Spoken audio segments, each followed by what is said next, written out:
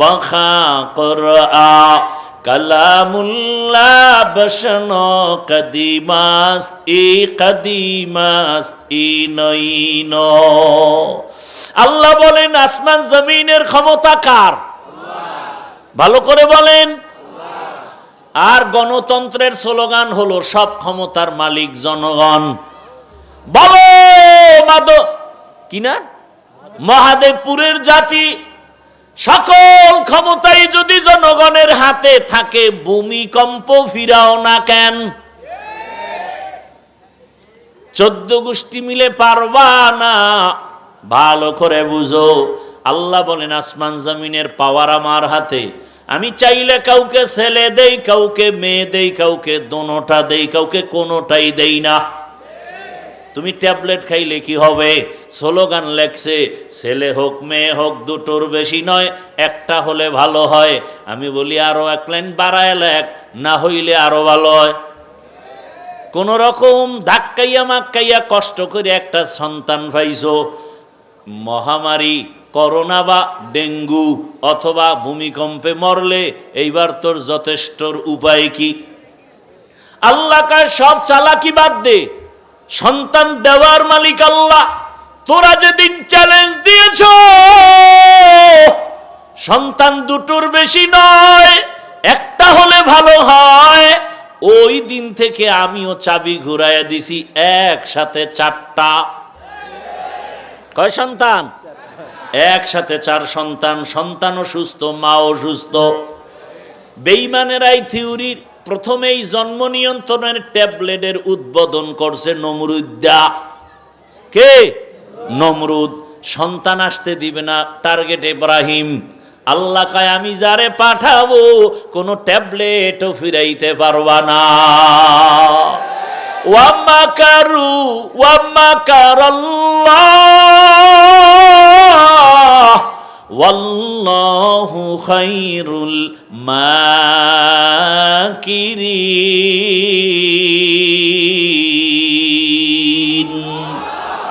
কাদের কুদরত দারি বরকামাল আন্তা রব্বি আন্তা হাসবি যুল জালাল তুহি কাদের জলিলুল্লাহ জাহাদার বহর হালে তুহি মেরা নেগাহদার। সন্তান দেয়ার মালিক আমার আল্লাহ।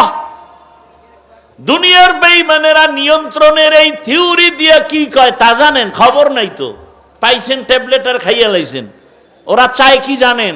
ওরা কয় এত মানুষ বাড়লে থাকবে কই, খাবে কি? থাকার জায়গা কম, খাওন নাই। আল্লাহ কয় দোনোটার চাবি তো আমার হাতে। ইয়া আইয়ুহান নাস আনতুমুল ফুকারাউ ইলাল্লাহ ওয়াল্লাহু হুয়াল গানিয়্যুল হামিদ।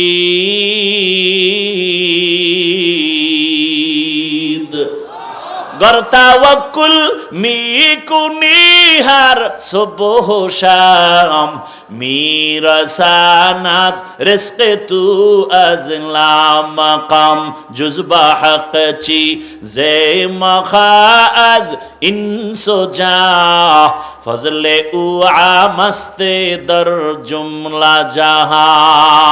আল্লাহ বলেন মানুষ তোরা সবাই ফকির, ধনীকে আল্লাহ বলেন আমি শুধু ধনী না, আমি প্রশংসিত ধনী।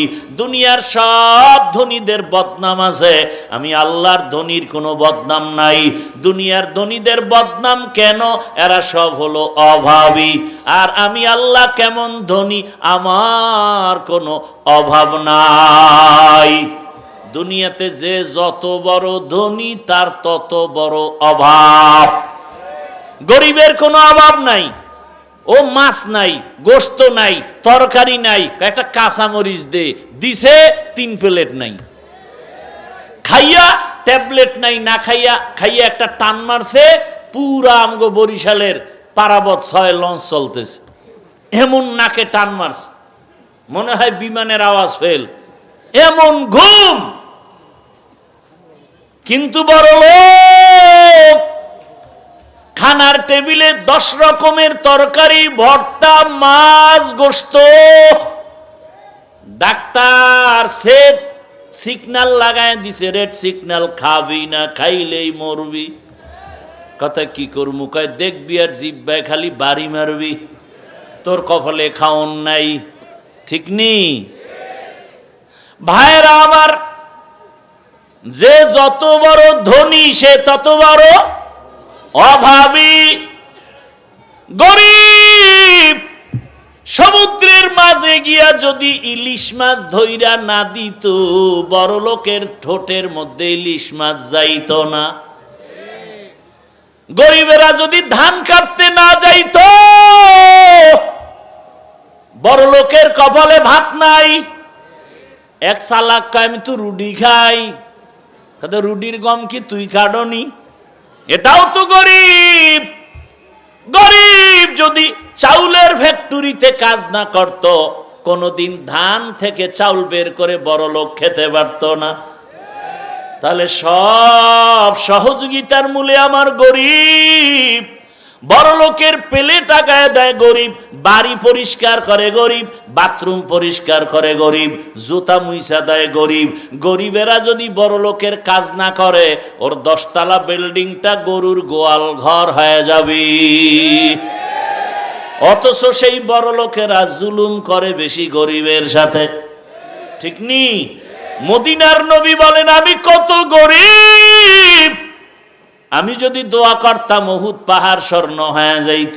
আমি সে দোয়া করি নাই, আমি দোয়া করেছি ও দয়ার আল্লাহ আমারে গরিবী হালাতে রাখো, হাসরের ময়দানে গরিবদের সাথে তুমি উঠাইও।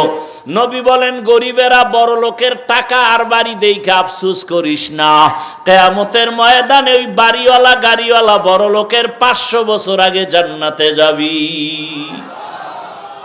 বেশি বেশি বিড়ি টানো গরিবেরা, তাহলে আরো 100 বছর বাড়বে। আল্লাহ হেদায়াত দান করুন। অজে আমার আগেও বিড়ি, যাওয়ার পরেও বিড়ি, কুয়াশায় কিছু দেখা যায় না, কপাল পরার মুখে আগুন দেখা যায়। আছে না নাই? দুনিয়াতে যদি ফাও কোনো আকাম থাকে, আকামের মধ্যেও তো একটা লাইন আছে, এটা ফাও আকাম হইল বিড়ি টানা। যেটি বিড়ি টানে এদের ঠোঁটগুলো গোলাপের মতো লাল না? কেমন? ওদের কলিজা আরো কালো। আল্লাহ হেদায়াত দান করুন। চাচা মেয়া প্রস্রাব করে আর ওদিক দিয়ে বিড়ি টানে, এর মধ্যে টুপি একখান ঠাইসা মাথায় লাগাইছে। বিড়ি টানলে কোনো যদি শারীরিক লাভ হয় বলো, খোদার কসম আমি বিড়ি টানবো। শরীরের কোনো উপকার যদি হয় বলো, থিওরি দিয়া যুক্তি দিয়া, তাহলে আমি বিড়ি টানবো। কোনো লাভ আছে? বরং পৃথিবীতে এর থেকে ফাও আকামার হতে পারে। আবার একজনের পকেটে হাত দেয় যে আছে না ভইরে গেছে। আল্লাহ হেদায়াত দান করুন। ভাইরা আমার, গরিবের জন্য বড় সুসংবাদ। ও গরিব, তোমার পক্ষে দুনিয়ার কেউ কথা বলে না, একমাত্র ইসলামের নবী বলেছেন। আমার নবীও বড় গরিব।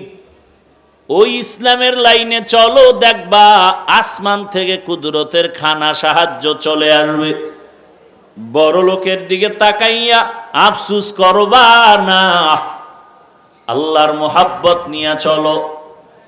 এরে নবীর আশিক, ভালো করে বুঝো,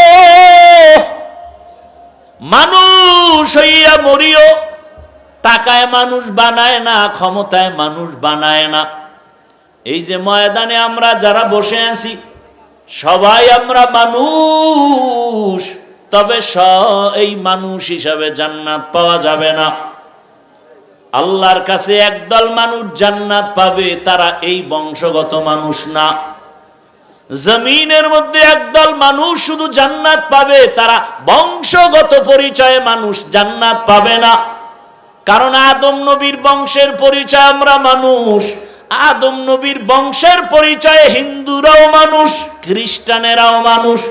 এই পরিচয় জান্নাত পাওয়া যাবে না, জন্ম পরিচয়ে জান্নাত পাওয়া যাবে না।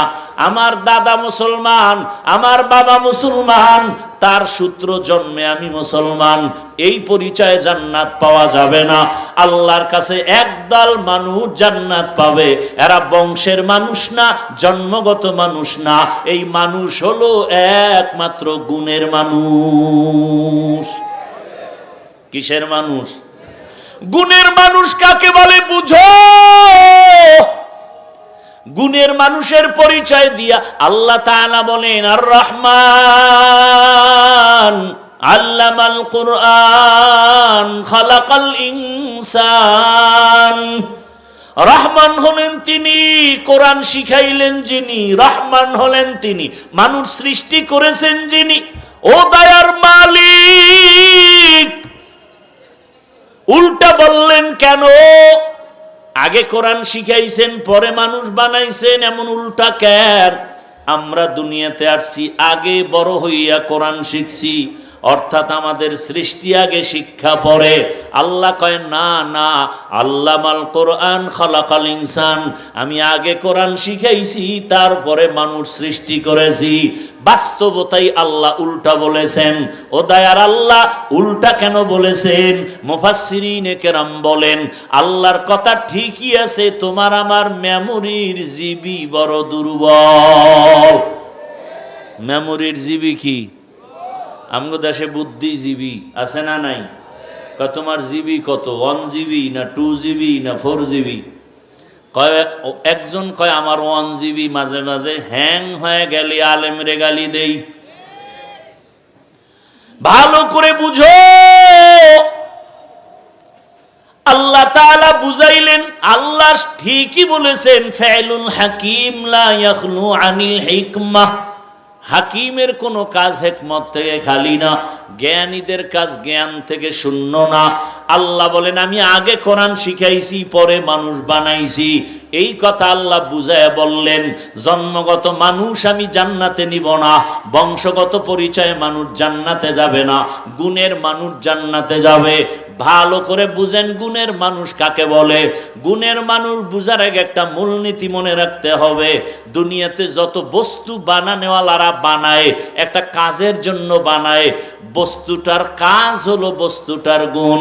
যেমন আমি মাউথ সামনে নিয়ে বয়ান করি, আমার কথা মেশিনে টানিয়া এরপরে বক্স আর ইউনিটের মাধ্যমে কথাগুলো হরেন হয়ে বের হচ্ছে। এই যে মাইক বানাইলো মিস্ত্রিরা, যে মাইক বানাইলো ইঞ্জিনিয়ার, বানানোর সময় একটা কাজের জন্য বানাইছেনি, বানাইছে। কি কাজ? বলে মাইকের কাজ হলো আওয়াজ দেওয়া, আওয়াজ দিয়া কাছের কথা দূরে নিবে। কথা ঠিক? যেই বস্তু যেই কাজের জন্য বানায়, ওই বস্তুটার ওই কাজ হলো গুণ।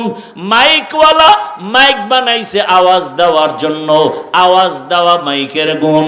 বাতিওয়ালা বাতি বানাইছে কেন? আলো দেওয়ার জন্য, আলো দেওয়া বাতির গুণ। পাখাওয়ালা পাখা বানায় কেন? বাতাস দেওয়ার জন্য, বাতাস দেওয়া পাখার গুণ। ঘড়িওয়ালাকে ঘড়ি বানায় কেন? টাইম দেওয়ার জন্য, টাইম দেওয়া ঘড়ির গুণ। প্রত্যেকটা বস্তু যেই কাজের জন্য বানায়, ওই কাজ হলো ওই বস্তুর গুণ।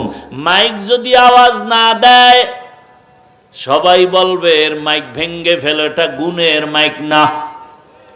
বাতি যদি আলো না দেয়, বলবে বাতি ভেঙ্গে ফেলে, এটা গুণের বাতি না। পাখা যদি বাতাস না দেয়, বলবে লাথি মেরে ফেলে দাও, এটা গুণের পাখা না। এবার আমাকে সবাই একটু জবাব দেন, যেই বস্তুটা যেই কাজের জন্য বানায়, ওই কাজ হলো বস্তুটার গুণ। মানুষ নামের বস্তু আমার মাওলা কোন কাজের জন্য বানাইছেন? সবাই জবাব দেন। কি জন্য? ওয়ামা খালাকুতুল জিন্না ওয়াল ইনসা ইল্লা লিয়াবুদুন।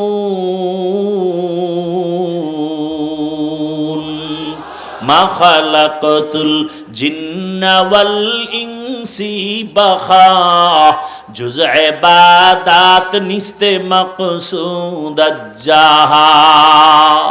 মানুষ বানানোর কাজ হলো ইবাদত। কার ইবাদত? আরো জোরে বলো।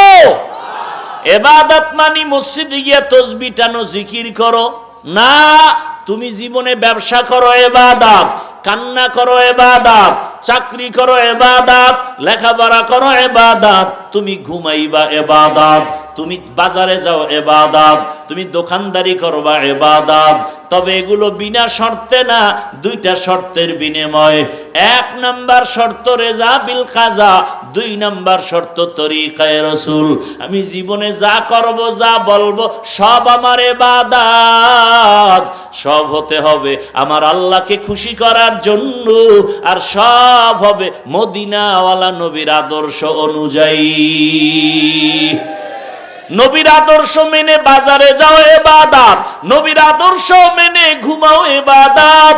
বলে কেমন আদর্শ?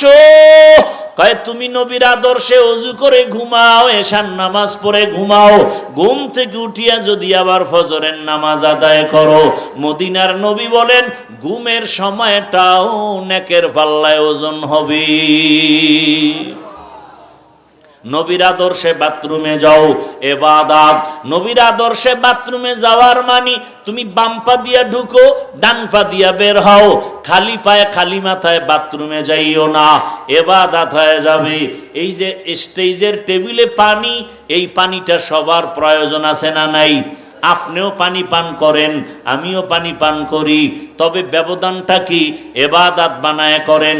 আপনি তো বাম হাতে ধরে একটা টান মারবেন, আধা লিটার নাই, আমি ওই পানিটা টান মারবো, তবে বাম হাতে না, ডান হাতে নিব, তিনটা শ্বাসে পানি পান করব, পিপাসাও নিবারণ হবে, নবীর আদর্শের কারণে ইবাদত হয়ে যাবে। মোনাজাতের পরে আপনারা জুতা পরবেন, আমিও পরব। একটু খেয়াল করলেই ইসলাম কিন্তু অনেক সহজ, আপনাদের বুঝায় অনেকে কঠিন। ইসলামের মতো সহজ কোনো ধর্ম নাই। আপনি জুতা পরবেন, ডান জুতা ডান পায়ে আগে ঢুকাবেন, এরপরে বাম জুতায় বাম পা ঢুকাবেন। দোনো পায়ে যখন জুতা ঢুকলো, এবার আপনি যখন কদম দিবেন ডান পা দিয়ে আগে শুরু করবেন। সুন্নাত আদায় হলো, নবীর আদর্শ হলো, ইবাদত হয়ে গেল। কথা ঠিক না? এত সহজ। এরে নবীর আশিক সবাই বাসায় যাইয়া ফ্রেশ হবেন, ফ্রেশ, আমিও ফ্রেশ হব। কি করবেন আপনি ফ্রেশ হইতে গিয়া? গোসল করবেন, হাত ধুইবেন, মুখ ধুইবেন, পা ধুইবেন, আমিও তাই করুম। কিন্তু আমারটা ইবাদত বানাবো কেমনে? বলে আপনি হাত ধুইবেন অর্ধেক, আমি কনু পর্যন্ত ধুব, আমি পুরা চেহারাটা ধুইয়া পায়ের গোড়ালি পর্যন্ত ধুব। আমার হবে ওযু, আমারটা হবে ইবাদত। নবীর আদর্শ মেনে ঘুমাবেন ইবাদত, খানা খাবেন ইবাদত। দুই হাতের কবজা ধুইয়া খানা খাইতে বসো, খানার প্লেটের ডান দিক থেকে খানা শুরু করো, ডান হাতে লোকমা দাও, বাম হাতে লবণ লও। এই কিছু ভদ্রলোক ভদ্রতা দেখায়, বাম হাতে লবণ লয়, আছে না নেই? কিও ভাই? কয় বাম হাতটা বাথরুমে ব্যবহার হয় তো, এই জন্য এটা লিয়ান, লবণ লিলে একটু আলাদা ফ্লেভার আসে। কিতনা বড় বেহায়া! এটা বলে ভদ্রতা? রসুলের সুন্নাত কি বাম হাতে লবণ নেওয়া? আল্লাহ হেদায়াত দান করুন। ভাইরা আমার, খানা খাইয়া তুমি যে জুতা বানাইছো, কাটা জুতা, এটাও কিন্তু আমার আল্লাহ ফালায়া দেয় নাই, কারণ তোমার এত দাম। তোমার এই জুতাটাও আল্লাহ পাক রাখছেন। তুমি এই জুতাটা ফেলে দাও এমন জায়গায়, অন্য মাখলুক খাওয়ার জন্য রেডি। তোমার কাটা জুতা জিনেরা খাবে, তোমার কাটা জুতা বিড়াল খাবে, তোমার কাটা জুতাগুলো কুকুরে খাবে। এজন্য নবীর আদর্শ হলো কাটা জুতা পানির মধ্যে ফেলবা না, ওদের হক নষ্ট হবে, ওরা মজা কম পাবে। আজকে একটা সুন্নতের ওয়াদা করেন, জীবনে কোনোদিন জুতা পানিতে ফেলবেন না, নিরাপদ জায়গায় ফেলবেন, শুকনা জায়গায়। জিনেরা যেন খেতে পারে, কুকুর যেন খেতে পারে, বিড়াল যেন খেতে পারে, এই সুযোগটা দিবেননি। না পানিতে ফেলবেন? ফেলবেন? কাউকে ফেলতে দিবেন? এই একটা সুন্নাত, আল্লাহ কবুল করেন। তাহলে ইবাদত হলো নবীর আদর্শ মতো চলো। দোকানদারি করো, মানুষের সাথে দুই নাম্বারি করো না, ইবাদত। নবীর আদর্শ মেনে ইবাদত করো। এখন ইবাদতের আদর্শ কি হবে জানি না, কোরআন থেকে জানতে হবে। কয় কোরআন বুঝি না, কয় আলেম ওলামার দ্বারা কোরআন শিখো। ভালো করে বুঝেন, কোরআন হাদিস পড়িয়া নিয়ম কানুন শিখিয়া ইবাদত করলে তুমি গুণের মানুষ, আর গুণের মানুষের জন্য বিনা হিসাবে জান্নাত। তাহলে গুণের মানুষ হতে হলে লাগবে ইবাদত, ইবাদত জানতে হলে লাগবে কোরআন, কোরআন বুঝতে হলে লাগবে উলামায়ে কেরাম। আল্লাহ এই দিকে ইঙ্গিত করে বলেন, আর রহমান আল্লামাল কোরআন খালাকাল ইনসান। আমি আগে কোরআন শিখাইছি, তারপরে মানুষ বানাইছি। অর্থাৎ কোরআন শিখিয়া যারা ইবাদত করবে তারা গুণের মানুষ, গুণের মানুষেরা জান্নাত পাবে। ও দুনিয়ার মানুষেরা, এখন যদি তুমি ইবাদতের গুণটা অর্জন না করো, ওই যে শুরুতে বলেছিলাম মাইকে আওয়াজ দেওয়া মাইকের গুণ, যদি আওয়াজ ভালো না দেয় সবাই বলবে এটা লাথি মেরে ফেলে দাও, এটা গুণের মাইক না। মানুষের গুণ হলো ইবাদত। ওই ইবাদত না করিয়া যদি মরণের বিছানায় যাও, আমার আল্লাহ বলবে এটা গুণের মানুষ না, ওরে লাথি মেরে জাহান্নামে ফেলে দাও। ওর মধ্যে নামাজ নাই, রোজা নাই, তেলাওয়াত নাই, আমার দেওয়া পানি, সূর্যের আলো, চাঁদের আলো, আমি এত আদর করে ওরে বানাইছি। আমার বান্দার জন্য আমি আল্লাহ পাক ফ্রি পানি দিলাম, ফ্রি সূর্যের আলো, ফ্রি চাঁদের আলো, ফ্রি বাতাস, ফ্রি। এরে অক্সিজেন লাগাইছে হসপিটালের ভেতরে, তোমার নাকের সাথে পাইপ লাগানো। 1 ঘন্টা অক্সিজেন গেল, বিল উঠছে কম্পিউটারের স্ক্রিনে, এত ঘন্টার এত টাকা বিল দাও। কিন্তু আমার মাওলার অক্সিজেন তোমার নাকে লাগানো, অদৃশ্যভাবে তোমার খবর নাই, কয় টাকা বিল দিছো। আমার মাওলার দেওয়া সূর্যের আলো নিছো, কয় টাকা বিল দিয়েছো। আমার মাওলার দেওয়া বাতাস, আমার মাওলার দেওয়া কত পানি। রে বান্দা, 1 বোতল পানি দোকান থেকে নেওয়া আধা লিটার 12 থেকে 14 টাকা, কথা ঠিক নেই? কিন্তু আমার মাওলার দেওয়া পানির বিল কয় টাকা দিছো? আল্লাহ বলেন কোনো বিল চাই না, আমি আল্লাহর হুকুম মতো ইবাদত করো। মা বাবার দোয়া নিয়ে চলো, শিক্ষকের দোয়া নিয়ে চলো, উলামায়ে কেরামের পরামর্শ নিয়ে চলো। তোমার ইবাদতের নিয়ত নিয়ে আসো, গুণের মানুষ জান্নাত দিব। আর যদি ইবাদত ছাড়া হাজির হও, আমি আল্লাহ কড়ায় গন্ডায় হিসাব নিব। ও আমার যুবক বাবারা, আমি তোমাকে কিন্তু মাওলানা হতে বলি নাই, আমার মতো হুজুর হও বলি নাই, বরং আমি বলি রে যুবক, তুমি স্কুলে পড়ো, কলেজে পড়ো, চাকরি করো, ভালো করে শুনো, আমি দোয়া করে গেলাম তুমি ডাক্তার হও, ইঞ্জিনিয়ার হও, প্রফেসর হও, তুমি একজন এসপি হও, ডিসি হও, ওসি হও। তবে অনুরোধ আমার, বেয়াদব হইও না।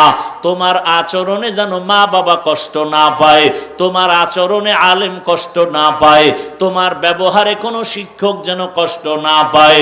ও পর্দার আড়ালের আম্মা জানেরা, বোনেরা, আপনার মতো কত মা, কত বোন এই এলাকায় আছে এখনো পর্দা করে নামাজ পড়ে, মোবাইলে সময় নষ্ট করে না, বেপর্দায় মার্কেটে আড্ডা দেয় না, এমন মা নাই?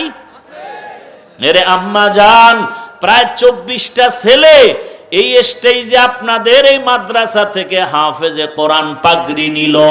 ও আম্মা জানেরা, আপনার সন্তানটা আল্লাহ দান করেছেন এই হাফেজে কোরআন, এদের সন্তান, এদের মা বাবার কলিজায় কত আনন্দ। আপনার ছেলেটারে ডাক্তার বানান, ইঞ্জিনিয়ার বানাবেন, প্রফেসর বানাবেন, আল্লাহর কোরআনটা সিনায় দিয়ে দেন। সন্তান যদি কোরআনওয়ালা ডাক্তার হয়, রোগী দেখবে, নামাজ পড়বে, কোরআন পড়ে মা বাবার জন্য দোয়া করবে। এমন ডাক্তার নামাজি এই দেশে আছে না নাই? ও আমার যুবক বাবারা, তুমি আমাকে একটু বিবেক দিয়া জবাব দাও, তোমার জেনারেল লাইনের তোমার মতো যুবক স্কুলে পড়ে, কলেজে পড়ে, 5 বেলার নামাজ পড়ে, তুমি আমারে বলো তোমার কপালে কার বরদোয়া লাগছে, তুমি কেন পারো না রে বাবা? তোমার মতো যুবক রাস্তায় গাড়ি চালায়, নামাজ ছাড়ে না, নদীর মধ্যে মাছ ধরে, নামাজ পড়ে, কৃষি কাজ করে, নামাজ পড়ে, র্যাব, আর্মি, পুলিশ, বিডিআর এর চাকরি করে, নামাজ পড়ে। মিথ্যা বলতেছি? তুমি পারো না কেন? অবশ্যই তোমার কপালে বুঝি আল্লাহ বেজার হয়ে গেছে, কপাল বুঝি পুড়িয়ে গেছে, কার জানি বরদোয়া লাগছে। ও আমার যুবক বাবা, তোমার মতো সন্তান জেনারেল লাইনের, তাকায় দেখো এসপি, ওসি, ডিসি নামাজ পড়ে, বলো তুমি কেন পারবা না? মুসলমানের পরিচয় তো নামাজ। বাইনাল আব্দি ও বাইনাল কুফরি তরকুস সালাহ। বেঈমানেরা নামাজ পড়ে না, মুসলমান মুমিনেরা নামাজ ছাড়তে পারে না। ও যুবক বাবারা, কেন তুমি নামাজ পড়বা না? ঢাকা কলেজে গিয়া দেখো, শুধু নামাজ পড়ে তাই না, বিশাল বড় পাগড়ি লাগানো, মাথায় টুপি লাগানো, বড় জামা, বড় দাড়িওয়ালা, অভাব নাই। পেছন দিক দিয়া তাকাইলে মনে হয় মসজিদের খতিব। একজনে কয় কোন মসজিদে আছো হযরত? আমি আরবি তো পারি না, তো এই সূরাতে কই যাও? বলে ঢাকা কলেজে পড়ি। ক্লাসের কেউ তোমারে গালি দেয় না? শিক্ষকেরা কয় না, বরং দোয়া করে। শিক্ষিকারাও কয় ছেলেটা বড় ভদ্র, শিক্ষকেরাও দোয়া করে। আরে তোর ক্লাসে মেয়ে আছে, নিয়ে আসে, মাঝে মাঝে আড্ডা দিতে ডাকে না? কয় ডাকে। ছেলেরা কয় চল অমুক পার্কে যাব, রিসোর্টে যাব। কিন্তু আল্লাহর শুকর, আমি ইস্তেগফার করি, আমার পক্ষে মেয়েরা দাঁড়ায়া কয় ও আল্লাহর লাইনে আছে, ওরে ডিস্টার্ব করিস না, আমরা চল। এই ঢাকা কলেজের কথা বলছি, এরকম কলেজে দাড়িওয়ালা নামাজি নাই ছেলেরা? ও যুবক বাবা, হেদায়েতের মালিক আমার আল্লাহ। মাই ইয়াহদিল্লাহু ফাহুয়াল মুহতাদ ওয়া মাই ইউদ্লিল ফালান তাজিদ লাহু ওয়ালিয়াম মুরশিদা। গুণের মানুষ হইয়া কবরে যাইও, পায়ে হাত রেখে বুঝাইতেছি রে যুবক, আজকে আমার মাথা নষ্ট হয় নাই রে বাবা। এই শীতের মধ্যে ঠান্ডা পানি দিয়ে অজু বানানো যে কি কষ্ট, এরপর অজু বানায় নামাজ আদায় করি, কারণ আমার মালিকের কোরআন সত্য, গুনাহ নিয়ে কবরে গেলে আযাব হবে তাও সত্য। আম্মা জান আয়েশার কথা 2 মিনিটে শোনাতে চাই। ও বাবারা শোনো, আম্মা জান আয়েশা বলেন, নবীজির মতো ব্যক্তি যার গুনাহ নাই, আমি একদিন তাকায় দেখি নবী আমার হুজরায় বসে বসে কান্না করেন। জিজ্ঞাসা করলাম, ইয়া রাসূলুল্লাহ, আপনার কোনো গুনাহ নাই, আপনি কাঁদেন কেন? নবী বলেন, ও আয়েশা, 2টা কথা যখন আমার মনে পড়ে তখন আমি চোখের পানি ধরে রাখতে পারি না। একটা কথা হলো, আমার একটা দুঃখের জীবন ছিল আয়েশা, তুমি জানো না। এমন দুঃখের জীবন, যেই জীবনে আমার আপন কেউ নাই। আমি আসিয়া দুনিয়াতে আব্বা পাই নাই, বাবা বলে ডাকতেও পারি নাই। 6 বছরে মা হারিয়েছি, 8 বছরে দাদাও চলে গেল। এমন দুর্বিষহ আমার জীবন। ওই সময় আমার দুঃখের সাথে আমার একজন স্ত্রী খাদিজা রাদিয়াল্লাহু আনহা, ওই খাদিজার কথা মনে পড়লে আমি চোখের পানি ধরে রাখতে পারি না রে আয়েশা। কারণ ওই খাদিজা আমার জন্য এত ত্যাগ স্বীকার করেছেন। খাদিজা আরবের মধ্যে বড় ধনী, যত সম্পদ সব আমাকে হাদিয়া দিয়েছেন। 2 স্বামী বিদায়ের পরে আমার ঘরে আসছেন। খাদিজা একাধিক সন্তানের মা হওয়ার পরে আমার ঘরে আসার পরে আমার খাদিজার মাধ্যমে 4টা কন্যা। নিয়ন্ত্রণের জন্য কোনো পুলিশ আসেনি। এটা কেমন করে সম্ভব? আমার আল্লাহর ইসলাম মানলেই সম্ভব। তুকু যাও সুন্নতে আহমদ কুজা বা মুহাম্মদ कैबुअद निस्बतुरा मन अहब्बा सुन्नती कौले रसूल मजदाए काना माई हम कुन कबूल। ইসলাম বলে কর্মচারী কাজ করবে, ঘাম ঝরার আগে বেতন দিয়া দাও। ইসলাম যদি মানত, মে দিবস পালন করা লাগতো না, শ্রমিকরা বেতনটা টাইম মতো পেয়ে যাইত, শ্রমিকদের কোনো আন্দোলনও করা লাগতো না। আজকে ইসলাম নাই, শ্রমিকের বেতন ঠিক মতো নাই। আপনি ইসলাম মানেন না মানেন, তবে কথাটা তো আপনি স্বীকার করবেন যে হ্যাঁ সত্য, ইসলাম ছাড়া শান্তির কোনো ঠিকানা। ইসলাম চায় না কারা? চোর, ডাকাত, গুন্ডা, বদমাশ, দুর্নীতিবাজ, ওরা ইসলাম চায় না। কারণ জানে ইসলাম আসলে চুরি করা যাবে না, ইসলাম আসলে ডাকাতি চলবে না, জুলুম চলবে না, ইসলাম আসলে ধর্ষণ চলবে না, ইসলাম আসলে খুনি চলবে। এজন্য ওরা ইসলাম চায় না। কারণ জন্মগতভাবে অভ্যাস হয়ে গেছে কুকুরের পায়খানা খাওয়া। এখন যদি ওরে বিরিয়ানি, হাজি বিরিয়ানি দেন ঢাকার, এরপরও বলবে তৃপ্তি হয় না। কি চাও? কয় ওই যে আমার পুরানটা কি পায়খানা। যারা হারাম খাইতে খাইতে জিব্বা বের হয়ে গেছে, ওদের কাছে সুদের বিরুদ্ধে বয়ান মজা লাগে না। কথা বলেন না কেন? আচ্ছা, আমি যে কথাগুলো আজকে আপনাদের এই মহাদেবপুরের মাটিতে বলে গেলাম, আগামী শুক্রবার আপনাদের মসজিদের কোনো খতিব সাহেব যদি এই বয়ান এইভাবেই করে যে হাফিজ ভাইয়ের মতো একটু পিক আপ নেই, তো কি উপায় হইব বলেন তো? কমিটি বলবে 1 মাসের ছুটি। বিষয় কি? বলে শিয়ালের হাতে মুরগি। শিয়ালের হাতে মুরগি দিলে কয়দিন পরে আমানত পাবেন? ভাই সত্য কথা বলেন না, পাওয়া যাবে না। তো শিয়ালের হাতে মুরগি দিলে যা হয়, মাদ্রাসা মসজিদের চাবি আর ধর্মের চাবি সুদখোর, ঘুষখোর, দুর্নীতিবাজের হাতে দিলে তো তাই হবে। তাদের হাতে চাবি দিছে কে? জিবরাইল, মিকাইল। কে দিছে? আমরা কইতে লজ্জা লাগে না? আবার টাকা খাইতে লজ্জা লাগে না? আসতেছে নির্বাচন, অপেক্ষা করেন, দোয়া ইউনুস পড়েন যে আবার খাবেন। কারণ তাহাজ্জুদের টাইমের বরকতি টাকা না নিলে বঞ্চিত হয়ে যাবেন। আবার টাকা খাবেন, আবার কপাল পুরবেন, ফট করে দেখবেন মেয়ে উদাও নাই, ছেলে নাই। এই অবস্থা কেন? একমাত্র আল্লাহর ভয় না থাকার কারণ। আমি প্রায় সময় উদাহরণটা দেই, লঙ্গির ভিতরে গোবর লাগছে। গোবর চিনেননি? গোবর কিটা আসমান থেকে আসে? পাকিস্তান থেকে আসে?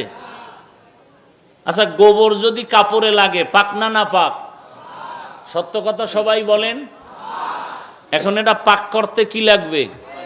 পানি। এখন আমি মনে করেন একজনে অচেনা এলাকায় আসছে, গোবর লেগে গেছে, পাক করার জন্য পানি খুঁজতেছে। খুঁজতে খুঁজতে আধা ঘন্টা পরে ঘাম, পানি নেই, বয়ে বয়ে জিমায়। তো একজনে কয়, ভাই তুমি এত পেরেশান কেন? কারে ভাই লঙ্গিতে না পাক লাগছে, গোবর, পানি খুঁজা পাই না, মাথা গরম। কারে পাগল, তোমার কাছে তো স্পেশাল পানি আলাদা আছে। কে আছে না নাই? ওই পানির নাম কি? আরে ভাই সত্য কথাটা স্বীকার করেন। কহা, তুই আধা ঘন্টা আগে আসিলি কই? এই বুদ্ধিটা আধা ঘন্টা আগে দিলি কি আর আমার এত ঘাম ঝরাইতে হইতো? ওই প্রস্রাব দিয়া গোবর ধুইয়া ফেলাইছে। জানা থাকলে বলেন তো কি পরিমাণ পবিত্র হলো? না আরো নাপাক? তাহলে গোবরের নাপাক প্রস্রাব দিয়া ধুইলে যেমন নাপাক আরো ছড়ায়, আপনার এই এলাকা নাপাক। এই নাপাক এলাকাকে যদি কোনো দুর্নীতিবাজ, ধর্ষক, বদমাশ, চরিত্রহীন লম্পটেরে বলেন আমগো এলাকাটার দায়িত্ব তোমারে দিলাম, পরিষ্কার বানাও, তাহলে এলাকা আরো নাপাক হয়ে যাবে। আর কেমনে বুঝাইলে ওই পায়খানা খাবেন না? আল্লাহ হেদায়াত না দিলে উপায় নাই। বলে গেলাম, আমার কোনো ব্যক্তি স্বার্থে বলি নাই, আপনাকে জান্নাতে নিতে চাই, আমিও জান্নাতে যেতে চাই। ইসলামের পক্ষে থাকবেন না বিপক্ষে? আমার ডান পার্শ্বে একজন বক্তা বসে আছেন, মহাদেবপুরের রত্ন, হযরতুল আল্লাম মুফতি নাসির বিন আসগর দামাত বারাকাতুহুম। চিনেন আপনারা? কথা বলেন না কেন? ইসলামের পক্ষে যদি আপনাদের কাছে আসে সম্মান পাবে তো? কি আল্লাহকে সাক্ষী রেখে বলেন?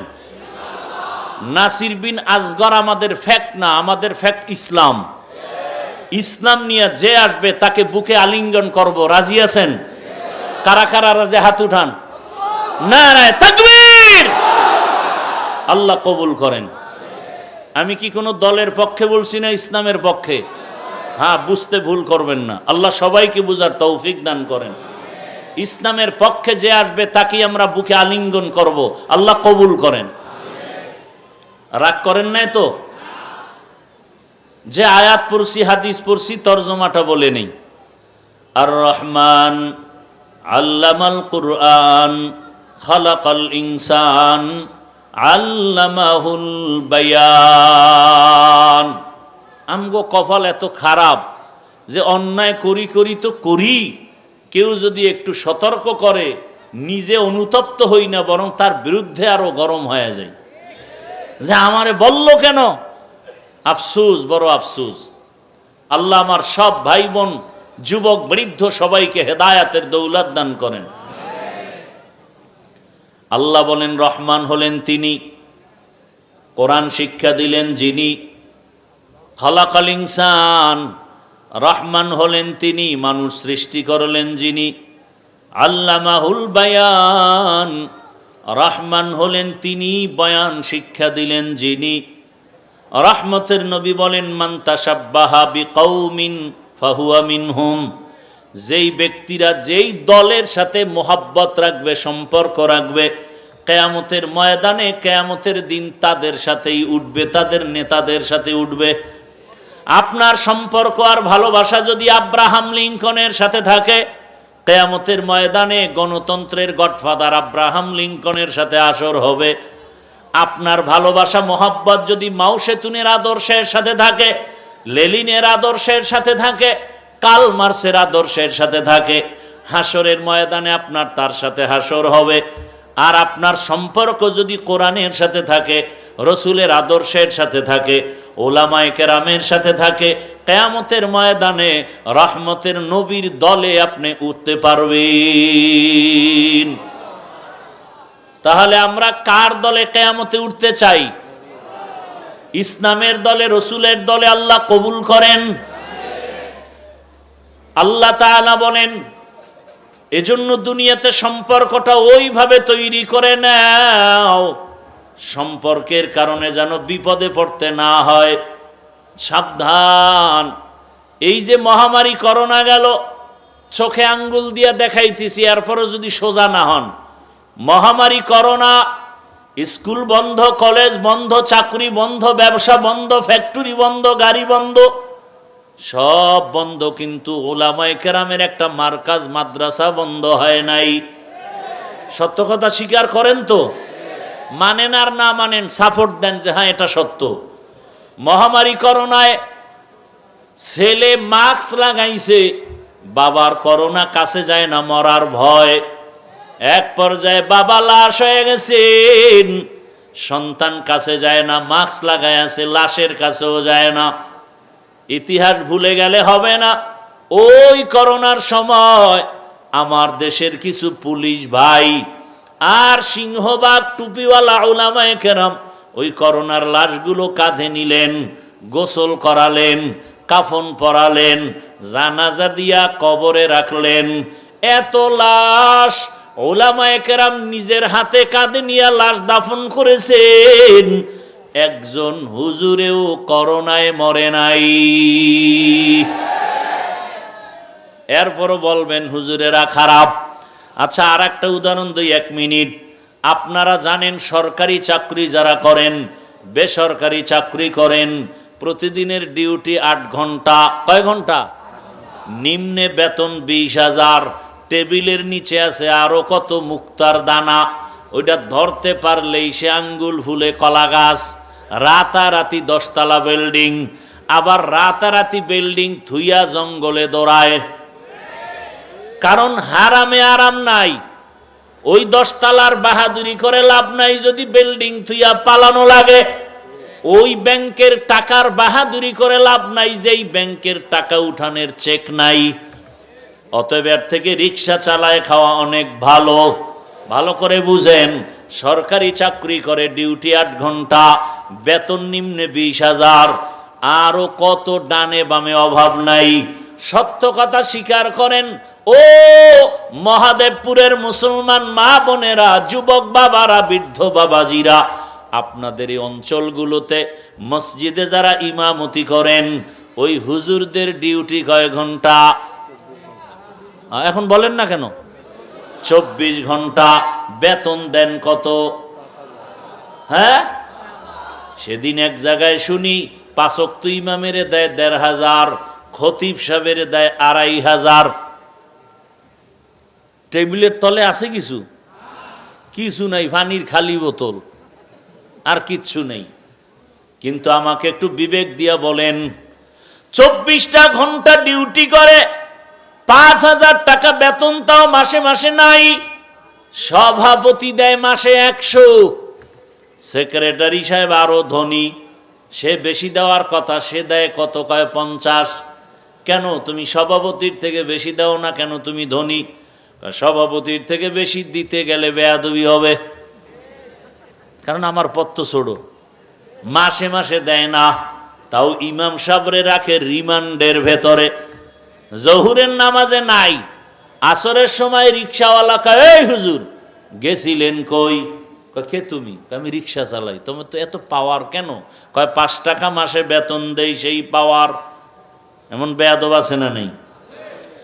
এত কষ্ট।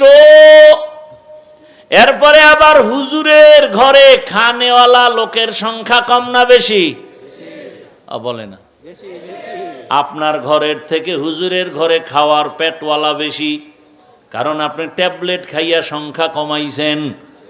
আমরা হুজুরেরা ট্যাবলেট খাই না, বরং বিরোধিতা করি, কারণ ট্যাবলেট খাওয়ার থিওরি বেঈমানের দাওয়া, এটা আল্লাহর পক্ষ থেকে নিষেধ। এরপরও ট্যাবলেট খাইয়া কমাইতে পারছেন কত পারছেন? 20 বছর আগের তুলনায় বাংলাদেশে জনসংখ্যা কমছে কত? হ্যাঁ, তো ট্যাবলেট কই? ট্যাবলেট কই? এক সালাকে কয় হুজুরেরা বাড়াইছে। শান্তির ঠিকানার নাম কি? আল্লাহর জাত ও সিফাতের কসম, যুবকদেরকে বলছি, আমি খুব চ্যালেঞ্জ দিয়ে কথা বলি এবং সহজ ভাষায় বলি, কোনো প্যাসের কথা আমি বলি না। চ্যালেঞ্জ দিয়ে বললাম এবং কসম কাটলাম, 200 টাকা ব্যয় করিয়া একটা ব্যানার বানাবা। আমার যুবকদেরকে আমি অর্ডার করছি। কি বানাবা যুবক বাবারা? 2 ফিট 3 ফিট। কয় ফিট? 2-3-এর একটা ব্যানার বানাবা এবং ব্যানারে স্লোগান লেখবা, পৃথিবীতে একমাত্র শান্তির ঠিকানার নাম ইসলাম। এরপরে আরেকটা ব্যানার বানায়া লেখবা, যতদিন পর্যন্ত এই জমিনে ইসলাম কায়েম হবে না, ততদিন পর্যন্ত চাপাবাজদের আওয়াজ হবে, শান্তি কপালে আসবে না। আসছে শান্তি? আপনারা শান্তির জন্য সবাই, আমরা সহ মিলে জুলাই আন্দোলন করছেন, স্বাধীন করছেন, তাই না ভাই? তোমার সাউন্ডের সমস্যা কি বলো তো? মনিটরের সাউন্ড বাড়াও।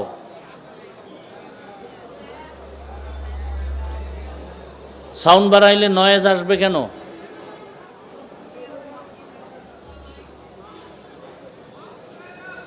ভাইরা আমার, খেয়াল করি, খুব খেয়াল করি, কথাগুলো খুব গুরুত্বপূর্ণ সহকারে শুনবেন।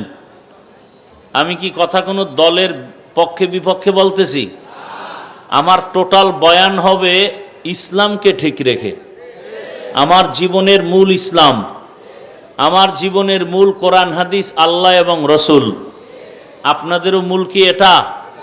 তা তোর দ্বন্দ্ব থাকার কথা না। দেশ চালাবো আমরা আগামীতে, আর দ্বন্দ্ব থাকে? আমারও মূল যদি ইসলাম হয়, আপনারও যদি ইসলাম হয়, তাহলে তো আব্রাহাম লিঙ্কনওয়ালারা ভোট পাবে না। কুফুরি মতবাদ যারা কায়েম করতে চায় এরা পাবে না। আমার ইসলামই শান্তির ঠিকানা। কথা বলেন না কেন? যতদিন পর্যন্ত ইসলাম কায়েম হবে না ততদিন পর্যন্ত জমিনে শান্তি পাওয়া যাবে। জুলাই আন্দোলন আর স্বাধীন করার পরে কি আপনারা সফল হয়েছেন? হ্যাঁ, যদি জুলাই স্বাধীন সফল হয় তাহলে পাথর দিয়া মানুষ মরে কেন? সত্য কথাটা বলতে ভয় পাইতেছেন? এখনো আপনারা ভয় পান? তা কচু গাছের সাথে গলায় রশি লাগায় মরেন, এখনো ভয় পান? কাকে ভয় পান? চোরকে, গুন্ডাকে, ধর্ষককে, খুনিকে? বরং সব খুনি, ধর্ষক, দুর্নীতিবাজ, চাঁদাবাজ ওরা আমাদেরকে ভয় করবে, কারণ ওরা অপরাধী, ওরা চোর, ওরা গুন্ডা, ওরা এদেশের অবৈধ নাগরিক। আমরা পিওর বৈধ নাগরিক। অতএব কোন চোরকে ভয় করব না, চোর আমাদেরকে ভয় করবে। আমরা দুর্নীতিবাজকে ভয় করব না, দুর্নীতিবাজ আমাদেরকে ভয় করবে। কি জুলাই স্বাধীন যদি সফল হয় তাহলে বাবার সামনে মেয়েকে উলঙ্গ করে ধর্ষণ করা হলো কেন বগুড়ায়? হ্যাঁ, জুলাই স্বাধীন যদি সফল হয়, স্বামীর সামনে স্ত্রীকে উলঙ্গ করে ধর্ষণ করা হলো কেন ভোলায়? বোঝা গেল স্বাধীন সফল নয়, নতুন করে এক সফল স্বাধীন আবার করতে হবে। প্রস্তুতি গ্রহণ করো, আর সে স্বাধীন হবে একমাত্র ইসলামের স্বাধীন। বলো কিসের স্বাধীন? ইসলামের স্বাধীন। এতদিন আমগো ধাক্কা দিছেন আপনারা সবাই, হুজুর আপনাকে কথা কোন দিকটা মানবো, এক একজন এক এক দিক বলতেন না আপনারা? এবার তো আমরা মোটামুটি এক লাইনে দাঁড়ায় যাইতেছি, এইবার যাবেন কই? এইবার যদি পিছন দিয়া যান তো ফিডামু, রেডি থাকেন। এইবার আপনাদের কথায় আমরা চোখের পানি ছাইরা কান্নাকাটি কইরা আল্লাহরে বইলা মোটামুটি ওলামায়ে কেরাম এক কাতারে এসে গেছেন। এখন যদি আপনারা বাঁকা দিকে দৌড়ান তাহলে যুদ্ধ আপনাদের সাথে হবে, এবং চিহ্নিত করব আপনি কে। আপনাকে চিহ্নিত করা হবে আপনি কে। ওই ভোটের আগের রাত্রে কিছু পায়খানা খাবেন টাকার নামে, এই লোভে পাগল হয়ে গেছেন। আপনি জানেন ভোটের আগের রাতে 1000 খাইলে আপনার 1000 লাখ টাকা নিয়ে যাবে। আপনি বুঝেন কিছু? আপনি ভোটের আগের রাতে খাবেন 5000, আপনার চলে যাবে ইজ্জত, চলে যাবে সম্মান, চলে যাবে আপনার মেয়ের ইজ্জত, চলে যাবে আপনার স্ত্রীর ইজ্জত। কারণ চোরের হাতে কখনো সম্পদ নিরাপদ থাকে না, ধর্ষকের হাতে কোনো নারীর ইজ্জত নিরাপদ হতে পারে না। একমাত্র ইসলাম ছাড়া জমিনে কেউ শান্তি দিতে পারবে। আমি এতক্ষণ যত কথা শুনাইছি কোন দলের পক্ষে? কার পক্ষে বলেন? কার পক্ষে? ইসলামের পক্ষে। সোজা কথা, কোনো প্যাচ নাই। ইসলামের পক্ষে যে আসবে তাকে সম্মান করবেন, সমর্থন করবেন। আর একটা ওয়াদা করাবো, করবেন? সেটা হলো, এখানে বহু আল্লাহর বান্দা আছেন নামাজ পড়েন না ঠিক মতো, আছেন না? আছেন। আচ্ছা, বাবার সাথে সন্তানের ঝগড়া হয়নি? হয় না? তার মানে কি বাবারে কেউ অপমান করবে ও চুপ করে দাঁড়ায় থাকবে? হ্যাঁ, কি করবে? কলারটা ধরে বলবে, এই বেয়াদব, বাবার সাথে আমার যতই তর্ক হোক না কেন, বাবারে অপমান করবি এই সুযোগ দিব না। কথা ঠিক? আমার পায়ে হাত রেখে বিনয়ের সাথে একটা অনুরোধ, যারা নামাজ পড়তে পারেন না তাদের সাথে আমাদের তর্ক নাই, আপনাকে মোহাব্বত করে বুঝাবো। কথা ঠিক না? কিন্তু কেউ যদি আপনার সামনে নামাজের বিরোধিতা করে আপনি মেনে নেবেন? এই কথাটাই বুঝাইতে চাই। আপনি নামাজ পড়েন না ঠিক, রোজা রাখেন না ঠিক, দাড়ি রাখেন না ঠিক, তবে একটা ওয়াদা করবেন, আপনার আমার মূল ইসলাম। নামাজ না পড়লেও কি ইসলামকে ভালোবাসেন না? রোজা না রাখতে পারলেও কি আমার আল্লাহকে ভালোবাসেন না? তাহলে একটা ওয়াদা করবেন যে আমি নামাজ পড়তে পারি বা না পারি, কিন্তু আমার ইসলামকে অপমান হতে দিব না। যদি আপনার সামনে কেউ ইসলামকে খাটো করে কথা বলে, আস্তে কলারটা ধরে বলবেন, এই রাধুনির বাচ্চা। কি বলবেন? রাধুনির বাচ্চা। এটা একটা সুন্দর স্লোগান, গালি না, কিন্তু আর কলিজা ছোট হয়ে যাবে। কি গালি দিল? রাধুনির বাচ্চা কোনো গালি? আমগো সবার মা রাধুনি না, রান্না করে না? তা আমরা সে রাধুনির বাচ্চা। কলারটা ধরে বলবেন, এই রাধুনির বাচ্চা। আমি নামাজ পড়ি না ঠিক, আমি রোজা রাখি না ঠিক, চেষ্টা করব, কিন্তু আমার সামনে আমার আল্লাহ, আমার রসুল, আমার ইসলাম, আমার কোরআন নিয়ে যদি কথা বলো, তোর চামড়া তুলে ফেলা হবে। আউল বাউল ফাউল কথা কয় না। বাউল অর্থ কি? বাউল অর্থ কি? বাউল না না, হ্যাঁ ধন্যবাদ। গুগলে লেখছে বাউল অর্থ উন্মাদ, পাগল। বাউলের শাব্দিক অর্থ কি? আর এই নামটা দিল কেন? আসলেই সবটি পাগল। বাউল মানে কি? উন্মাদ, পাগল। বাউল শিল্পী লেখে সার্চ দিবেন, যাযাবর, যাযাবর কয় ডিরে। ওদের লাইনে ওরা থাকবে, কোনো ঝামেলা নাই, কিন্তু আমার আল্লাহ নিয়ে কথা বলছে, এখন আর রক্ষা নাই। নামাজ পড়েন না, ধন্যবাদ, আপনাকে বুঝাবো, কিন্তু যদি বলেন নামাজ পছন্দ করি না, তা ফিডামু। কারণ নামাজ পড়ে না সে মুমিন, আর যে নামাজ পছন্দ করে না সে বেঈমান। যে দাড়ি রাখেন না মুমিন, কিন্তু দাড়ি পছন্দ করি না যদি বলেন, আপনি বেঈমান। আপনি ইসলামের কোরআনের রাষ্ট্রনীতি আছে না নাই? না থাকলে বলেন, যদি বলেন না ইসলামের রাজনীতি নাই, তাহলে প্রমাণ করলেন যে ইসলাম কোরআনটা সব দিক থেকে পূর্ণ, রাষ্ট্রের ব্যাপারে ইসলাম দুর্বল, কোরআন দুর্বল। আসলে কি কোরআন দুর্বল? আপনারা দুর্বল কোরআন মানলে মানেন, আমি যে কোরআন মানি আমার কোরআন দুর্বল না, আমি যে ইসলাম মানি সেটা দুর্বল না। আমার আল্লাহ সব লাইনের নীতি দিয়ে দিলেন, রাষ্ট্রের নীতি দিবেন না, আল্লাহ বোধহয় ভুলে গেছিলেন না? চাপাবাজি করেন। রাষ্ট্রনীতির ব্যাপারে কি আল্লাহর কোরআনে কোনো নির্দেশনা নাই? 20টা বছর পর্যন্ত ডাউলের পানি খাইয়া মাদ্রাসায় পড়লাম, একটা লুঙ্গি দিয়ে 1 বছর কাটাইছি। 150 টাকা একটা জামা কিনছিলাম, 150 টাকা, এরকম বড় পাঞ্জাবি, এক কালার। কয় টাকা? 150 টাকা। এই পাঞ্জাবি পরছি 3-4 বছর, আর এখন ডেলি একটা পাঞ্জাবি পরি, একটা লুঙ্গি পরি, একটা রুমাল ব্যবহার করি, কালকে আর একটা টুপি আজকে, কালকে আর একটা গেঞ্জি আজকে, কালকে আর একটা। এত কষ্ট করে কি পড়ছি? 20 বছর লাগায়া ডাউলের পানি খাইয়া কোরআন হাদিস, কোরআন হাদিস, কোরআন হাদিস। 24 ঘন্টায় কোরআন হাদিস পড়তে পড়তে কি শিখছি? কয়টা নক্তা, কয়টা জের, কয়টা জবর, কয়টা আয়াত, কয়টা শব্দ, কয়টা সূরা আছে, কয়টা বাক্য আছে, এগুলো পড়তে পড়তে পড়তে পড়তে পুরা মুখস্থ করছি। নামাজের আয়াত কয়টা, রোজার আয়াত কয়টা, পরিবার নীতির আয়াত কয়টা, অর্থনীতির আয়াত কয়টা, জাকাতের আয়াত কয়টা, জেহাদের আয়াত কয়টা, রাষ্ট্রনীতির আয়াত কয়টা, রাজনীতির আয়াত কয়টা, সবগুলো পড়ে পড়ে ব্যাখ্যা কি, তাফসির কি, মাসআলা কি, ফাতোয়া কি, সবগুলো পড়ে পড়ে ময়দানে আসছি। এখন সুদখোর যদি বলে বয়ানটা এমন করেন, ওরে জুতার বাড়ি দেওয়া দরকার না? আল্লাহ হেদায়াত দান করুন। সমস্যা হইলে আপনাদের মধ্যে। কাদের মধ্যে?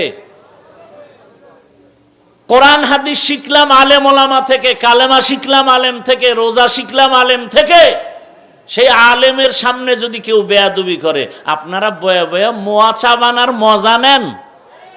আপনারা দাঁড়ায় যাইতে পারেন না, যাই বেয়াদব। কোরআন হাদিস শিখছি আলেম থেকে, কালেমা শিখছি আলেম থেকে, আলেমের সাথে বেয়াদবি করলি কেন? এখানে বিচার হবে তোর, না হয় তোর এখান থেকে ছুটি নাই। এক বেয়াদবকে সোজা করতেন, টোটাল দেশ সোজা হয়ে যেত। ভয় পান?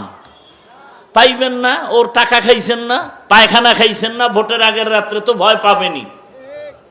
যৌতুক খাইছেন হৌর বাড়িতে, এখন তো বউরে ভয় করবেনি। আল্লাহ হেদায়াত দান করুন। আরো জোরে বলেন, আল্লাহ আমাদের সবাইকে হেদায়াত দান করেন। রাগ করলেন? তো রাজনীতি করলাম না? আপনি ইসলামের রাজনীতি করেন না, কোনো ঝগড়া? যদি বলেন ইসলামের রাজনীতি নাই, তাহলে আর ছাড় দেওয়া হবে না, কারণ আপনি ইসলামের রাজনীতি করেন না, আপনি মুমিন। যদি বলেন পছন্দ করি না, তাজা বেঈমান, তাজা, কোনো সন্দেহ নাই। আমি ইসলামী রাজনীতির দলের কোনো দায়িত্বে নাই, তার মানে কি আমি কোরআনের নীতির বাইরে যাব? পৃথিবীতে যত নীতি আছে, সমাজনীতি, পৌরনীতি, অর্থনীতি, রাষ্ট্রনীতি, রাজনীতি, সব নীতির ভেতরে শ্রেষ্ঠ নীতি ইসলামের নীতি। ইসলাম কি কয় জানেন? গালি দাও। ইসলাম বলে দুইজন দেখা হলে কি দাও? সালাম। অর্থ কি দেখছেন নি? শান্তি শুরু, দেখা হলেই শান্তি। কপাল খারাপ, IA pass, BA pass, MA pass, সব পাস করলো, সালাম পাস করে নাই। কি পাস করে নাই? আসসালামু আলাইকুম, এই দুইটা শব্দ এ পারে না। জীবনের সব পাস করছে, সালাম দেয় সালাম আলাইকুম, মানে তোর উপরে খোদার গজব। হে আবার খায় ওয়ালাইকুম, তোর উপরে আগে। আর একজনে স্টাইল করে সালাম দিছে হুজুরের, আসসালাম আলাইকুম, স্টাইল। আবার কয় হুজুর কেমন আছেন? হুজুরও চালাক, হুজুর কয় শুকুর, শুকুর আলহামদুলিল্লাহ। কয় হুজুর আপনি শুকুর বললেন কেন, শুকুর না বলবেন? কয় কপাল আমারটাও খারাপ, তোরটাও খারাপ। আমি যে শুকুর বলবো, আমার নকটা তো তুই সালামে নিয়ে গেছ, আমার তো শুকুর বলা ছাড়া উপায় নেই। BA pass, IA pass, MA pass করেছ, সালাম পাস করলা না। ইসলাম কি বলে? সব বড়রা ছোটদের মায়ার নজরে দেখো, সব ছোটরা বড়দেরকে সম্মানের নজরে দেখো। আল্লাহর জাতের কসম, সমাজের সব বড়রা যদি ছোটদেরকে মায়ার নজরে দেখে, কোনোদিন কোনো বড় ছোটর উপরে জুলুম করবে না। আর সব ছোটরা বড়দেরকে যদি সম্মানের নজরে তাকায় দেখেন, কোনোদিন কোনো ছোটরা বড়দের সাথে বেয়াদবি করবে না। এর নাম ইসলাম। এটা ইসলাম ছাড়া সম্ভব না। দেখছেন না, এতগুলো মানুষ যদি এই ময়দানে দুনিয়ার কোন জনসভার আয়োজন করত টাকাওয়ালারা, তাহলে এই মানুষগুলোকে আনার জন্য ফ্রি গাড়ি দেওয়া লাগতো, বসার জন্য এই থার্ড ক্লাসের বিছনা দিত। হায় রে ফিডা, ভিআইপি চেয়ার, কথা ঠিক না? আবার ফাঁকে ফাঁকে নাস্তা নাইলে চেয়ারের বাড়ি। কি এটা মিথ্যা বলতেছি? বাতাসে চেয়ার উঠতেছে কেন? কয় প্যাকেট কম পাইছে। আবার আর এক কুলাঙ্গার অগ দলের, হে ভিডিও করে দেখায়, দেখেন জাতি আমরা কত বড় বেয়াদ্দব। চিন্তা করতে পারেন কি দল যে আপনারা করেন, কত বড় বেয়াদ্দব হইলে আবার এই টুকটাক ঝগড়া হয়, আবার ভিডিও করে জাতিরে জানায়। কেমন আপন! হায় হায়। এরপরে আবার এতগুলো মানুষকে নিয়ন্ত্রণের জন্য কত প্রশাসন, পুলিশ লাগতো। কিন্তু আপনি তাকায় দেখছেন নি, এই যে আপনারা এখানে আসছেন দীর্ঘ টাইম, আপনাদের আসা যাওয়ার ফ্রি গাড়ি দেওয়া হয়েছে। বসার বিছানাটা কি কোয়ালিটি? এর থেকে নিম্নর বিছানার হতেই পারে না। বসার পরে কোনো উপরে কাপড় নাই। এরপরে কোনো নাস্তার আয়োজন আছে নাকি? আছে? নাই। ও আয়েশা, ওই খাদিজার কথা মনে পড়লে চোখের পানি ঝরে। কারণ আমি, আমার কওমের লোকেরা, বেঈমানেরা, দুশমনেরা 3টা বছর আমাকে শিয়াবে আবু তালিবের মধ্যে গৃহবন্দী করে রাখছে। আমারে পানি দেয় না, খানা দেয় না। আমি গাছের পাতা সিরে সিরে চাবাইয়া চাবাইয়া খেয়েছি, আর আমার পেটের ক্ষুধা নিবারণ করেছি। ও আয়েশা, এই 3টা বছর আমারে কওমের লোকেরা পানি দেয় নাই, গাছের পাতা চাবায় খেয়েছি। আমার এই কষ্ট স্বীকার করা দেখা খাদিজাও চলে আসছি আরামের ঘুম বাদ দিয়া আমার সাথে আইসা। তিনিও খানা খায় না, আমার কষ্ট শেয়ার করে নিয়া গাছের পাতা তিনিও খায়। খাদিজারে কষ্টের ত্যাগ আমি ভুলতে পারি না। ওই হেরা পাহাড়ে বসে বসে আল্লাহরে ডাকতাম, মাঝে মাঝে 1 সপ্তাহ 2 সপ্তাহে ঘরে আসতাম না, খানাও নাই। পাথরওয়ালা পাহাড়ে তো উঁচা আমার খাদিজা, ওই পাহাড় বেবে কষ্ট করে করে আমার নাস্তা নিয়ে পাহাড়ের গুহায় দিয়া আসতো। আমি খাদিজারে কষ্ট ভুলতে পারি না। আর একটা কথা মনে পড়লে আমি বেশি কাঁদি, হাসরের ময়দানের ওই ভয়াবহ অবস্থা, হাসরের মাঠের এমন কঠিন অবস্থা হবে আমার উম্মতের নিয়ে। তখন আমি ভাবতে থাকি নবীরা পর্যন্ত কান্না শুরু করবেন, সূর্যের গরমে জমিনটা তামা হয়ে যাবে, জাহান্নামের গরমের আওয়াজ, জাহান্নামের চিৎকারে হাসরের মাঠটা থরথর করে কেঁপে উঠবে। এত কঠিন সময়ে নবীরা পর্যন্ত কান্না করবেন। আমার কান্না সে তখন আমার উম্মতের উপায় কি হবে? হাসরের ময়দানে আমার উম্মতেরা জাহান্নামের আগুনে জ্বলবে, আমি সহ্য করতে পারবো না। ও নবীর মায়ার উম্মত, ওই মায়ার নবীর জন্য যদি তোমার মায়া হইতো রে বাবা, করোনা দিয়ে বুঝাইলাম, কত উদাহরণ দিলাম, চোখের সামনে আমরা নবীর আদর্শের টুপি আর দাড়ির কারণে তো কেউ না খাইয়া মরি নাই। আমি তোমাকে বড় হুজুর হতে বলি না, স্কুলে পড়ো কলেজে পড়ো, অন্তত নামাজ পড়ো নবীর আদর্শ মানিয়া, মা বাবার দোয়া নিয়া, শিক্ষকের দোয়া নিয়া, ওলামায়ে কেরামের দোয়া নিয়া চলো।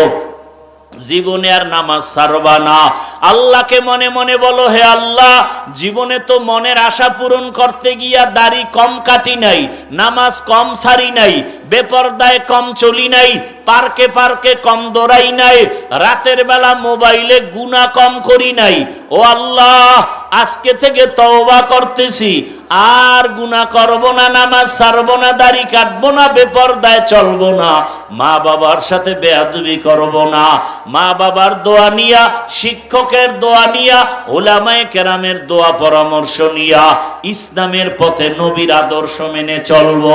তওবা করার মতো যদি করতে পারো, আল্লাহ গুনাহগুলো মাফ করে দিবেন। ও আমার যুবক বাবা, অনুরোধ করে বলছি, জীবনে তো মনের আশা পুরাইয়া গুনাহ কম করো নাই, পার্কে কম দৌড়াও নাই, মেয়েদের নিয়ে গান বাজনা কম করো নাই, এখনো কি ফিরবা না? কয়দিন আর হায়াত পাইবা জানি না, এমন একটা দিন নাই যুবকের লাশের খবর নাই। পানির নিচে যুবকের লাশ, গাড়ির নিচে যুবকের লাশ, ঘুমের বিছানায় যুবকের লাশ। কয়দিন পরে মরে যাবা জানা নাই। গানের তার কানে লাগায় যখন ঘুমাও, আজরাইল যদি ঘুমের মধ্যে আসিয়া দেখে তোমার কানের মধ্যে গান চলতেছি, আরে বলো মুসলমান হিসাবে আল্লাহর কাছে কেমনে দাঁড়াইবা? এখনো সময় আছে, তওবা করো। মনে মনে আমার আল্লাহকে বলো, পর্দার আড়ালের মা বোনেরা আল্লাহর কাছে তওবা করেন আর বলেন, হে আল্লাহ, আর স্বামীর মাল নষ্ট করব না, খেয়ানত করব না, নামাজ ছাড়ব না, মোবাইলে সময় নষ্ট করব না, বেপরদায় চলব না। ও যুবকেরা, তওবা করো, আল্লাহকে মনে মনে বলো, হে আল্লাহ, আর গুনাহ করব না, নামাজ ছাড়ব না, দাড়ি কাটব না, বেপরদায় চলব না। বাবাজিরাও তওবা করেন। আপনার মতো কত বুড়ারা মসজিদে গিয়া নামাজ আদায় করে, আপনারা কেন পারবেন না? আল্লাহর কাছে তওবা করেন, জীবনটা গেল নামাজ ছাড়বেন না, নবীর তরিকার বাইরে চলবেন না, ওলামায়ে কেরামের বিরোধিতা করবেন না, ইসলামের পক্ষে নবীর আদর্শ মেনে চলবেন। তওবা করার মতো যদি কারো অন্তর তৈরি হয়, মুনাফিকি যদি অন্তরে না থাকে, যাদের তওবা করার নিয়ত আছে, দুটো হাত আমার আল্লাহকে দেখাইয়া দেন। আয় আল্লাহ, হাতগুলো কবুল করে নেন, তওবা কবুল করে নেন। তওবার উপরে মজবুত হইয়া চলার মতো তৌফিক দান করেন, আমিন। আলহামদুলিল্লাহি রাব্বিল আলামিন, ওয়াসসালাতু ওয়াসসালামু আলা সাইয়্যিদিল আমবিয়াই ওয়াল মুরসালিন ওয়া আলা আলিহি ওয়া আসহাবিহি আজমাইন। ইয়া আরহামার রাহিমিন, ইয়া আরহামার রাহিমিন, ইয়া আরহামার রাহিমিন। রাব্বিরহামহুমা কামা রাব্বায়ানি সাগীরা। আল্লাহুম্মা ইন্নাকা আফুউন কারীম তুহিব্বুল আফওয়া ফা'ফু আন্না। আল্লাহুম্মা ইন্না নাসআলুকা রিযাকা ওয়াল জান্নাহ ওয়া নাউযু বিকা মিন সাখাতিকা ওয়ান নার। আল্লাহুম্মা ইন্না নাউযু বিকা মিনাল বারাসি ওয়াল জুনুনি ওয়াল জুযামি ওয়া সাইয়্যিল আসকাম। আল্লাহুম্মা ইন্না নাসআলুকা ইলমান নাফিআ ওয়া রিজকান ওয়াসিআ ওয়া শিফাআম মিন কুল্লি দা। আল্লাহুম্মা আরহামনি বিতারকিল মাআসি। আল্লাহুম্মা আরহামনি বিতারকিল মাআসি। আল্লাহুম্মা আরহামনি বিতারকিল মাআসি। আল্লাহুম্মা ইন্না নাসআলুকা বিআন্না লাকাল হামদা লা ইলাহা ইল্লা আনতাল মান্নান ইয়া বাদিআস সামাওয়াতি ওয়াল